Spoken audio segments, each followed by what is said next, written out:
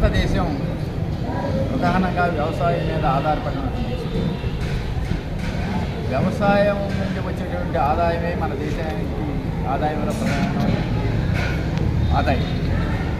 అలాంటి వ్యవసాయ రంగంలో పనిచేసినటువంటి వ్యవసాయ కార్మికుల యొక్క హీనమైన పరిస్థితుల్ని చక్కపరచడం, దేశాన్ని ముందుకు తీసుకోవడం, అభివృద్ధి నడుస్తామని చెప్పడం కళ్ళబుల్లి మాటలు తప్ప వాస్తవికంగా పేదరికాన్ని నిర్మూలన జరిగేటువంటి పరిస్థితి మాత్రం కాదు. స్వాతంత్రానికి పూర్వం, స్వాతంత్రం తర్వాత కూడా స్వదేశీ పాలకులు వచ్చినప్పటికీ కూడా ఈ దేశంలో పేదరికం ఎంతమంది అనుభవిస్తున్నారు, ఏ శాతంలో ఉన్నారు, వ్యవసాయం మీద ఆధారపడి జీవించిన గ్రామీణ పేదలు 80% మందికి పైగా ఉంటే వారి యొక్క జీవనోపాధిని పెంచడంలో, వారి సమస్యలను పరిష్కారం చేయడంలో వాళ్ళు సామాన్య కమ్యూనిస్ట్ పార్టీ మొదటి నుంచి కూడా దున్నేవానికే భూమి లేకుండా, కమ్యూనిస్ట్ పార్టీ వ్యవసాయ కార్మిక సంఘాలు రెండు కూడా దున్నేవానికి ప్రతి ఒక్కరికి భూమి తగ్గినప్పుడు మాత్రమే ఈ దేశంలో పేదరిక నిర్మూలన సాధ్యపడుతుందని చెప్పి చెప్తూ వస్తున్నాం. అది ఏమాత్రం కూడా పాలకులు పట్టించుకున్నందువల్ల చివరికి కమ్యూనిస్ట్ పార్టీ వ్యవసాయ కార్మిక సంఘాలు దేశవ్యాప్తంగా 1970 నుంచి ప్రత్యక్ష భూ ఆక్రమణ ఉద్యమాలకి చేపట్టడం జరిగింది. తత్ఫలితంగా దేశవ్యాప్తంగా, రాష్ట్రాల వ్యాప్తంగా లక్షలాది ఎకరాలను పేద ప్రజలు పంచిపెట్టడం అనేది కూడా జరిగింది. అనేక కష్ట నష్టాలు కూడా ఈ భూ పోరాటాలు ఎప్పుడైతే సిపిఐ వ్యవసాయ కార్మిక సంఘాలు నిర్వహిస్తున్నాయో ఆనాడు దేశ ప్రధానమంత్రిగా ఉన్నటువంటి ఇందిరాగాంధీ గారు కమ్యూనిస్టుల యొక్క ప్రాబల్యం పెరిగిపోతుంది అని చెప్పేటువంటి ఒక దురాలోచనతో భూ సంస్కరణ చట్టాన్ని తీసుకొచ్చింది 1973లో. ఆ చట్టం నిజంగా పేద ప్రజలకు ఏం ఉపయోగపడాలి, పేరుకి చట్టమే కానీ పేదవాళ్ళకి భూ పంపిణీ జరిగినటువంటి దాఖలాలు ఎక్కడా లేవు. అయినా కమ్యూనిస్ట్ పార్టీ వ్యవసాయ కార్మిక సంఘాలు ఇప్పటికీ కూడా అప్పటి నుంచి ఇప్పటి వరకు భూ ఆక్రమణ ఉద్యమాలు నిర్వహిస్తూనే ఉన్నాయి, ఇంకా నిర్వహిస్తూనే ఉన్నాయి. లక్షల ఎకరాలు పేదవాళ్ళకి పంచి భక్తులను తీసుకురావడం జరిగింది. కానీ ఈ భక్తులను తీసుకొచ్చిన భూమి పేదవాళ్ళ స్వాధీనంలో భూమికి పట్టాలు ఇవ్వడంలో కూడా ఈ పాలకులకి, అటు కేంద్ర పాలకులకు కానీ, ఇటు రాష్ట్ర పాలకులకు కానీ, ఎవరికి ఏ పార్టీ అధికారంలోకి వచ్చినా ఎన్నికల ప్రణాళికలు ఏదో అందరం ద్రాక్ష పొలంలోకి చూపిస్తున్నారు తప్ప మేము పట్టాలు ఇస్తాం, అది చేస్తాం, భూ పంపిణీ చేస్తాం, పట్టాలు ఇస్తామని చెప్పేసి అంటున్నారా కానీ భూ పంపిణీ చేసిందే లేదు. పట్టాలు పేదల సాగులో ఉన్న భూములు పట్టాలు ఇచ్చింది కూడా లేదు. అలాగే గ్రామీణ నిరుపేదలకి కనీస మౌలిక వసతులు గ్రామాల్లో కల్పించడంలో కూడా ఈ పాలకులు విఫలమయ్యాయి. ఇప్పటికీ రాయలసీమ, ఉత్తరాంధ్ర జిల్లాల్లో ఇప్పటికీ వలసలు పోతున్నారు పేదవాళ్ళు. అలా వలసలు వెళ్తేనే వాళ్ళకి జీవనం గడిచేటువంటి దుస్థితి ఈనాడు ఉంది, ఎప్పటికీ ఉంది. కాబట్టి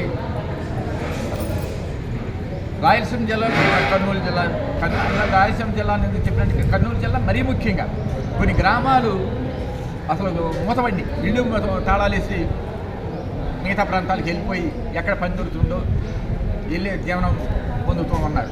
కాబట్టి ఈ పరిస్థితి ఎందుకు, ఈ దుస్థితి ఎందుకు వస్తుంది? పాలకుల యొక్క పాలనా వైఫల్యాల వల్లే ఈ ప్రమాదం వచ్చి పడుతుంది.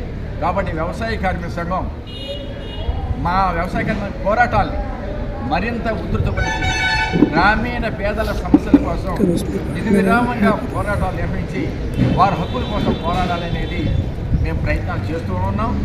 ఆ రూపంలో కార్యక్రమాలను రూపొందించుకుంటున్నాం.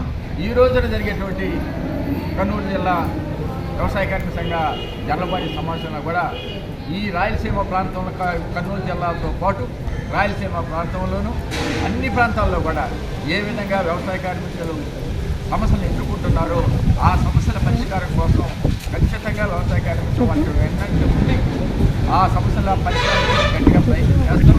ఎలాంటి త్యాగాలు కలిగినాయి ఆ సంఘం పనిచేస్తాం. ఈ సమస్యలు తెలియజేస్తాం.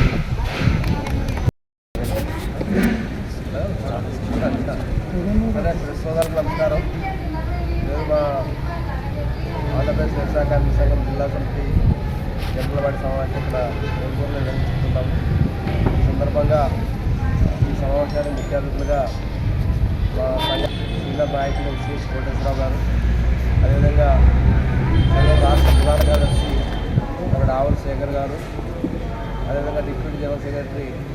వెంకట్రావు గారు రావడం జరిగింది.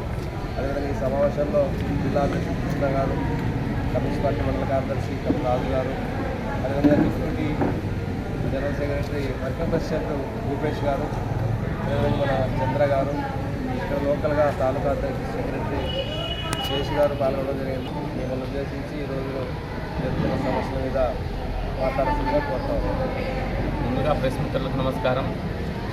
ఈరోజు ఆంధ్రప్రదేశ్ వ్యవసాయ కార్మిక సంఘం కర్నూలు జిల్లా జనరల్ బాడీ సమావేశానికి జరుపుకుంటా ఉన్నాం కోల్కతాలో. మరి ఈరోజు మొత్తం దేశవ్యాప్తంగా మన రాష్ట్రంలో కూడా ఎన్నికల వేడి ఆల్రెడీ స్టార్ట్ అయింది. సార్వత్రిక ఎన్నికలకు సంబంధించి మొత్తం అన్ని రాజకీయ పార్టీలు ఇప్పటికే సమాయత్తం అవుతా ఉన్నాయి. మేము ఇటీవలే మా ఆంధ్రప్రదేశ్ వ్యవసాయ కార్మిక సంఘం రాష్ట్ర సమితి మన రాష్ట్రంలోని రాజకీయ పార్టీలన్నింటినీ కూడా ఈ రాష్ట్రంలో వ్యవసాయ కూలీలు, ముఖ్యంగా గ్రామీణ కష్టజీవులు ఏ సమస్యలు ఎదుర్కొంటున్నారో ఆ సమస్యలన్నీ పరిష్కారం చేయాలని చెప్పేసి ఇటీవలే అన్ని రాజకీయ పార్టీలకి ఒక లిఖితపూర్వకమైనటువంటి మెమోరాండాన్ని ఇచ్చి మీ మేనిఫెస్టోలో ఈ 12 రకాల ఈ అంశాలను చేర్చాలని చెప్పేసి స్పష్టంగా మేము ఇవ్వడం జరిగింది. అయితే 76 సంవత్సరాలుగా ఈ భారతదేశం స్వతంత్రం వచ్చేప్పటి నుండి ఇప్పటి వరకు కూడా పేదలు, గ్రామీణ కష్టజీవులు ఇంటి స్థలం కోసం, పెన్షన్ల కోసం, రేషన్ కార్డుల కోసం దేవరించే పరిస్థితి తప్ప ఏ ఒక్క రాజకీయ పార్టీ కూడా తమ ఎన్నికల మేనిఫెస్టోని సక్రమంగా అమలుపరచట్లేదు. మేము ఇది అడుగుతూ ఉన్నాం. మీరు ఎన్నికల ముందు ఈరోజు మనం చూస్తూ ఉన్నాం, మీ రాష్ట్రంలో పోటీపడి ఎన్నికల మేనిఫెస్టో చెప్తా ఉన్నారు. మరి ఎన్నికల మేనిఫెస్టో కేవలం వాళ్ళు ఎన్నికల ముందు మాత్రమే, ఎలక్షన్లో గెలిచేంత వరకు మాత్రమే మేనిఫెస్టో పెట్టుకొని వాళ్ళు గెలిచిన తర్వాత దీన్ని మర్చిపోతూ ఉన్నారు. అంటే వాళ్ళ ఎన్నికల మేనిఫెస్టోకి వాళ్ళే అవమానపరుస్తూ ఉన్నారు రాజకీయ పార్టీ. కాబట్టి ఇప్పటికీ పేదలను మోసం చేస్తూ ఉన్నారు, ఇంకెన్నాళ్ళు మోసం చేస్తారు. ఇంకా ఎన్ని రోజులు వీళ్ళు మీకోసం తపన పడాలి, ఎన్ని రోజులు వీళ్ళు ఓటుతో మీరు గద్దెనెక్కాలి. అంటే మీరు పోతే మీ పిల్లలు పోతే మీ మనవాళ్ళు ఈ రాష్ట్రాన్ని వెళ్తున్నారు తప్ప ఈ రాష్ట్రంలో ఉన్నటువంటి పేద ప్రజల పరిస్థితి మారలేదు. మారాలంటే ఏం చేయాలి? మీరు చెప్తున్నటువంటి ఎన్నికల మేనిఫెస్టో సరిపోదు. మీ ఎన్నికల మేనిఫెస్టోలో స్పష్టంగా భూ పంపిణీ అనేది పెట్టుకోవాలి. కోనేరు రంగారావు గారు భూ కమిటీ సిఫార్సులు అమలు చేస్తామని చెప్పేసి అందరూ చెప్తా ఉన్నారు. స్వర్గీయ ముఖ్యమంత్రి వైఎస్ రాజశేఖర రెడ్డి గారు అధికారంలో ఉన్నప్పుడు ఆయన మంత్రివర్గంలో సహచరుడు కోనేరు రంగారావు గారి కమిటీ వేస్తే ఆయన ఈ రాష్ట్రంలో, ఉమ్మడి రాష్ట్రంలో మొత్తం రాష్ట్ర వ్యాప్తంగా తిరిగి 1 కోటి ఎకరాల భూమి ఉంది, పేదలకు పంచడానికి ప్రభుత్వ భూములు, అన్ని రకాల భూములు ఉన్నాయి. మరి ఈ భూములు పంచవచ్చు. ఒక సాగు భూములే కాదు, ప్రతి కుటుంబానికి హెక్టార్ భూమే కాకుండా గ్రామీణ ప్రాంతాల్లో 5 సెంట్లు, పట్టణ ప్రాంతాల్లో 3 సెంట్లు వచ్చని చెప్పేసి స్పష్టంగా దాదాపు 104 సిఫార్సులు ఆ రోజు ప్రభుత్వానికి ఇచ్చింది. అందులో రాజశేఖర రెడ్డి గారు దాదాపు 72 అంశాలను ఆమోదం చేశారు. మరి ఆయన ఉన్నప్పుడు 8 రోజులు భూ పంపిణీ జరిగింది. ఆయన తదనంతరం రాజశేఖర రెడ్డి గారు తదనంతరం రోసయ్య గారు కానీ, కిరణ్ కుమార్ రెడ్డి గారు కానీ, చంద్రబాబు నాయుడు కానీ, తన తనయుడు జగన్మోహన్ రెడ్డి గారు కానీ ఆ సిఫార్సులు అమలు చేయట్లేదు. అమలు చేయకపోగా మొత్తం బూజు పట్టాయి ఆ సిఫార్సులు ఈరోజు. మరి భూములు లేవా ఈ రాష్ట్రంలో అంటే ప్రభుత్వ భూములు లక్షలాది ఎకరాల భూములు ఉన్నాయి. ఇప్పటికే దాదాపు 10 లక్షల ఎకరాల భూములు పేదల దగ్గర ఉన్న భూములను లాక్కుంటా ఉన్నారు. అనర్హుల చేతిలోకి వెళ్ళిపోయాయి. మరి ఈ భూములు పంచుకుంటుగా ఏ విధంగా పేదవారిని పెద్దవాళ్ళు చేస్తారు? మీరు ఎట్లా వాళ్ళు పెద్దవాళ్ళు అవుతారు? రాజకీయంగా, సామాజికంగా, ఆర్థికంగా, రాజకీయంగా ఈ 3 మీరు ఎప్పుడైతే సక్రమంగా అమలు పరుస్తారో అప్పుడే వారు పెద్దవారిగా ఎదగడానికి అవకాశం ఉంటుంది తప్ప కేవలం కంటి తుడుపు సరిగా మీరు ఎన్నికల మేనిఫెస్టోలో పెట్టి మేము పెన్షన్ ఇస్తున్నాము, రేషన్ కార్డు ఇస్తున్నాము, అయితే కేవలం బియ్యం ఇస్తున్నాం కదా అంటే వారి బతుకులు మారవు. వారు పేదవారు కూడా, గ్రామీణ కష్టజీవులు కూడా ఆత్మగౌరవంతో బతకాలంటే భూపంపి జరగాలి. అందుకోసం మరి వీటిని కూడా అర్కటామని చెప్పేసి మేము డిమాండ్ చేస్తూ ఉన్నాం. రాబోయేటువంటి రోజుల్లో ఈ ఎన్నికల మేనిఫెస్టో మీరు గ్రంథంగా ఏ గ్రంథంగా భావిస్తారో మీరు గ్రంథంగా భావించి వీటిని అమలు చేయాలని చెప్పి డిమాండ్ చేస్తూ ఉన్నాం. ఖచ్చితంగా ఆంధ్రప్రదేశ్ వ్యవసాయ కార్మిక సంఘం భవిష్యత్తులో గ్రామీణ కష్టజీవుల కోసం మేము గ్రామాన చైతన్యవంతం చేసి ఈ రాజకీయ పార్టీని బద్దమని చెప్పేసి సందర్భంగా మేము తెలియజేస్తాం.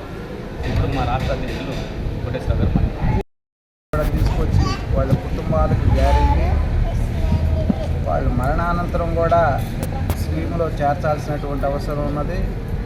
అట్లనే ఒంటరి మహిళలు అనేటువంటిది ఏ వయసు వారికైనా ఒంటరి మహిళల పెన్షన్ ఇవ్వాలి. ఇప్పుడు ఒంటరి మహిళల పెన్షన్ అందుబాటు కావట్లేదు. ప్రతి కుటుంబంలో అర్హత కలిగినటువంటి వాళ్ళందరికీ, భార్యాభర్తలైన ఎంతమంది ఉన్న కుటుంబంలో వాళ్ళందరికీ పెన్షన్స్ ఇవ్వాల్సినటువంటి అవసరం ఉన్నది. ఇంటి స్కీము అట్నే కార్పొరేషన్ నిధులు, ఎస్సీ, ఎస్టీ, మైనార్టీ కార్పొరేషన్లకి రుణాలు ఇచ్చి వాటి ద్వారా సబ్సిడీ రుణాలు ఇవ్వాల్సినటువంటి అవసరం ఉన్నది. డ్వాక్రా మహిళలకు కూడా ఎక్కువగా సబ్సిడీతో కూడినటువంటి స్వతంత్ర బ్యాంకులను ఏర్పాటు చేయడం ద్వారా వాళ్ళ కుటుంబాలు ముందుకు తీసుకెళ్ళడానికి 365 రోజులు ఉపాధి పని కల్పించడానికి కావాల్సినటువంటి ఏర్పాట్లు ప్రభుత్వాలు చేయాల్సినటువంటి అవసరం ఉన్నది. ఇవన్నీ ఎన్నికల ప్రణాళికలో అన్ని పార్టీలు చేర్చడం ద్వారా అమలు చేయాలని వ్యవసాయ కార్మిక సంఘంగా అన్ని రాజకీయ పార్టీలకి విజ్ఞప్తి చేస్తున్నాం. ఆ పద్ధతిలో మేము ఉద్యమాల్లోకి అమలు కోసం ఉద్యమాల్లో కూడా వెళ్తామనేటువంటి సందర్భంగా